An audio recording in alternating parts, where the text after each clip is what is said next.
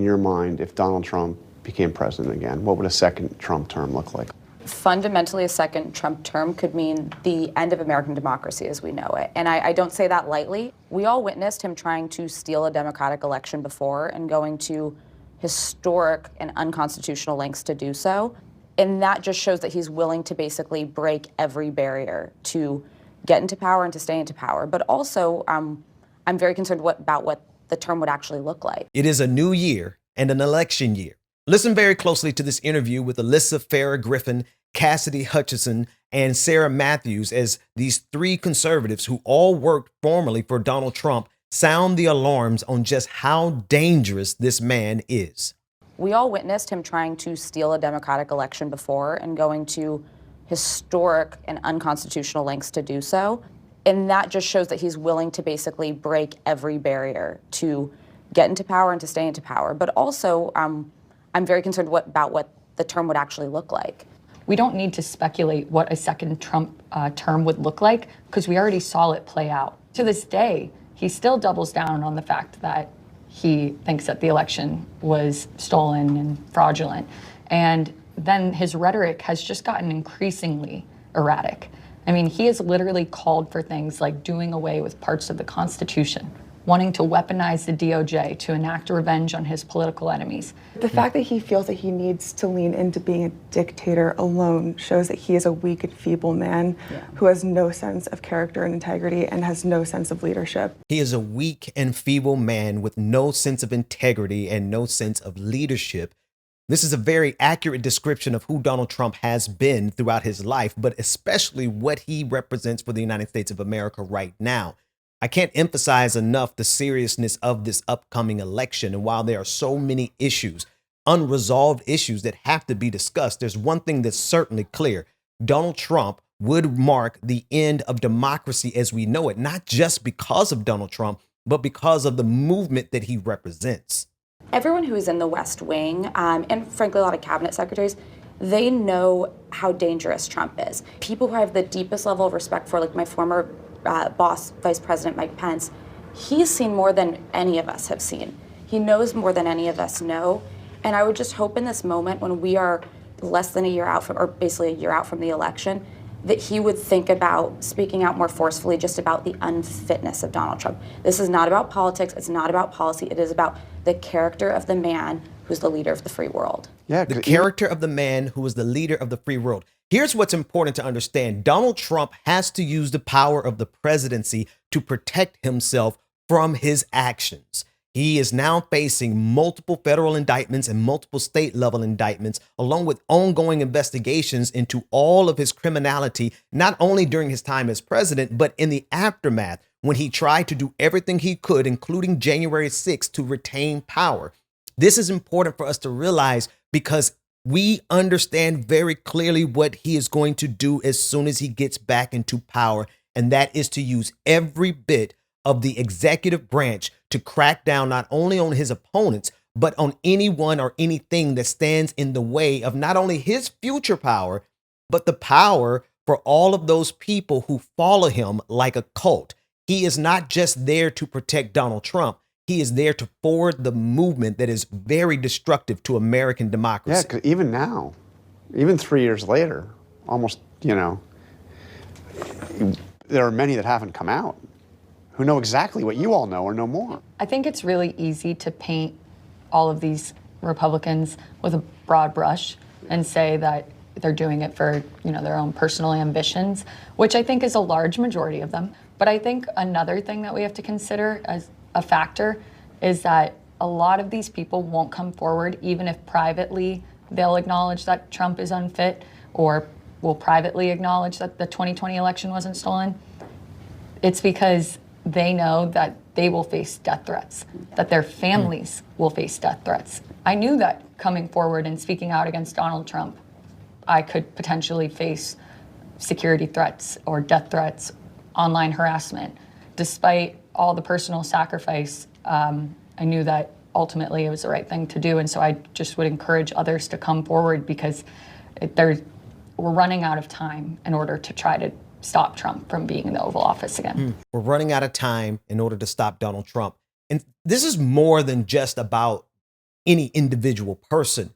You have to consider the type of system that has evolved, the type of echo chamber, the type of cult-like following that comes as the result of someone like Donald Trump. More specifically, the type of cult following that will do this kind of violence, that will threaten this kind of violence. This is what Donald Trump has been fomenting in this country for some time. And it's mainly because Donald Trump has tapped into this unresolved issue in the United States, namely white grievance, white conservative grievance. And this is emboldening so many extremists across this country to not only threaten violence, but enact violence. So as she describes the fact that some Republicans won't come out for fear of their lives, I find that extremely credible. But to me, that's all the more reason why they must come forth, because if Donald Trump is not stopped, we will see this go beyond simple threats. We will see this go into an armed, organized rebellion against democracy, because you have to understand,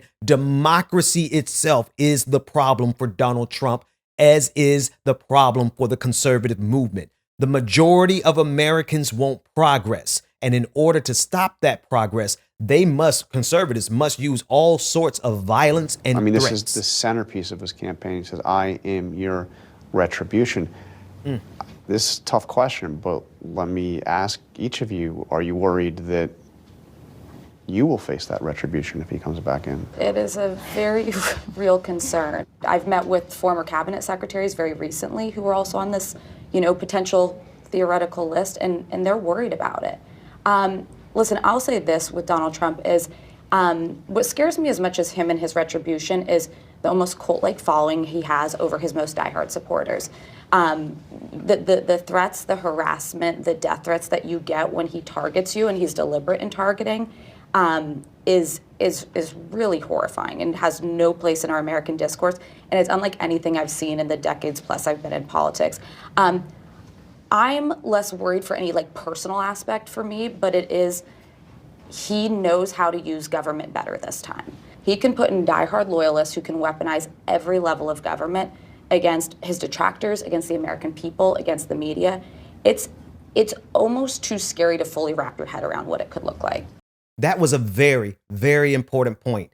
The first time around, democracy survived Donald Trump because he was a buffoon, a moron who couldn't understand how government worked. He was incoherent, and his ego meshed with that ignorance helped prevent him from getting things accomplished. This time around, he knows how to get things done. He has better advisors who can show him how to institute or enshrine his power, and not only enshrine that power for himself personally. We got to understand he's enshrining power for the conservative white grievance movement that this individual was talking about. The violence and the cult-like following that he has is rooted in the same group of people who are more than happy to overthrow democracy, not only on behalf of Donald Trump, but on behalf of their own individual ideologies. The American people and people in general have short memories, and so they might forget the chaos of the Trump years. And also they might not just be paying attention to what he's saying now and the threat to democracy that exists. And so it does really concern me if he makes it to a general that he could win. And so I'm still hopeful that we can defeat him in the primary, but we're running out of time. Our singular focus needs to be, if he is the nominee, on making sure that he is not elected the president again next November. Even if that means electing a Democrat. It's really disappointing because I look at these options and I'm upset with them. But at the end of the day, I trust one person with our government and democracy than I do the other. And so I've never voted for a Democrat in my life, but I think that in this next election, I would put policy aside and choose democracy. Now, I appreciate these three individuals coming out and speaking very boldly against Donald Trump. What they're doing is a service to democracy, because there's no question Donald Trump himself is an existential threat to democracy. The problem I have, though, is that the underlying reality with conservatives who oppose Donald Trump is that they still support his policies. And his policies, as we know, are very detrimental, not only to America, but specifically to marginalized groups in this country. Economically, we see the tax breaks of 2017 that he placed in increased the deficit, increased our debt. So the many policies that these three individuals are lamenting. They're afraid. They're sad that they have to go and consider voting for a Democrat because of policy differences. Which policies are you so disappointed in that you have to make that juxtaposition with Donald Trump? In other words, name me one good Republican policy that is not only good for humanity, but also good for democracy. They wouldn't be able to name one. Right now, there's a large portion of the population that's not recognizing their mistakes, that's not working to continue to better our country. And right now, we're completely splitting down the middle. On one side, that's the truth, and that is reality. And the other side is propaganda and lies. This is a fundamental election to continue to safeguard our institutions and our constitutional republic. But if we crumble as a nation, we're setting the example for generations to come, not only in the United States, but on the global stage, that democracy is an experiment and it's not guaranteed. We're extremely fragile as a country, and so is the democratic experiment. Now, I absolutely have to concur with that sentiment 100%, because we are at a threshold in this country where one side is very organized, they're well funded, they have billionaires supporting almost every aspect of the conservative echo chamber, right? They have this feedback loop where they can take a lie and not only advance the lie, but they can advance the lie all the way to policy. They can take something that is fundamentally untrue and they can regurgitate it so much in their echo chamber, in this negative feedback loop that they have, such that it gets critical mass. And then they turn something that is an absolute lie into policy, or at a minimum, they turn it into an investigation and a hearing. And so this statement, I believe that was Cassidy Hutchinson, this statement that she made is so profound because this is the inflection point on the world stage. There are multiple authoritarian regimes that are waiting for the opportunity for this American experiment in democracy to fail so that they can replace the United States of America on the global stage. And Donald Trump is their Manchurian candidate.